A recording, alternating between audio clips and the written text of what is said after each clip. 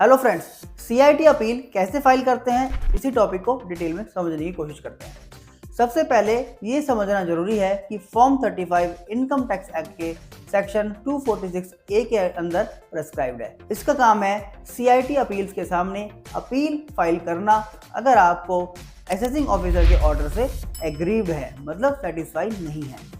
लेकिन अपील तभी फाइल कर सकते हैं जब आपके पास वैलिड रीजन हो और टाइम लिमिट का ध्यान रखना जरूरी है। अपील कब तक फाइल करनी होती है? अपील 30 दिन के अंदर फाइल करनी होती है। और ये दिन कैसे काउंट होंगे?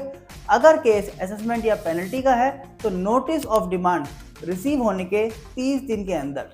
अगर कोई और केस है तो जिस दिन आपको ऑर्डर का इंटीमेशन मिला है उसके 30 दिन के अंदर अपील आपको फाइल करनी होती है। अगर कोई डिले हो जाए तो कंडोनेशन ऑफ डिले की एप्लीकेशन लगाना पड़ेगा, जो सीआईटी अपील की डिस्क्रिप्शन पर डिपेंड करेगा कि वो अपील एक्सेप्ट करे या ना करे।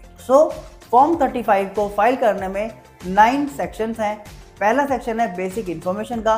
सबसे पहले आपको अपनी बेसिक इन्फॉर्मेशन भरना होगा, जैसे कि name, pan, address, mobile number, email ID और असेसमेंट ईयर। उसके बाद आप order against which appeal is filed, यहाँ पे आपको बताना है कि किस ऑर्डर के अगेंस्ट आप अपील फाइल कर रहे हैं, असेसमेंट ऑर्डर, पेनल्टी ऑर्डर या कोई और ऑर्डर।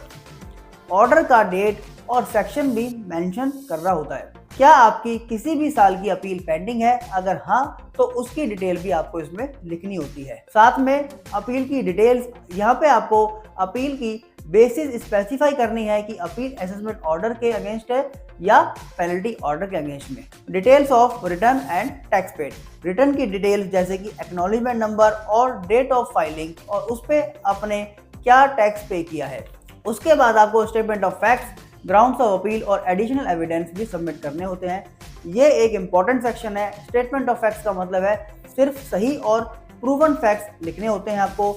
साथ में ग्राउंड्स ऑफ अपील, आपके डिस्प्यूट किस बेसिस पर आप ऑर्डर से सेटिस्फाई नहीं है, आपको वो रीजन इसमें डालने होते हैं।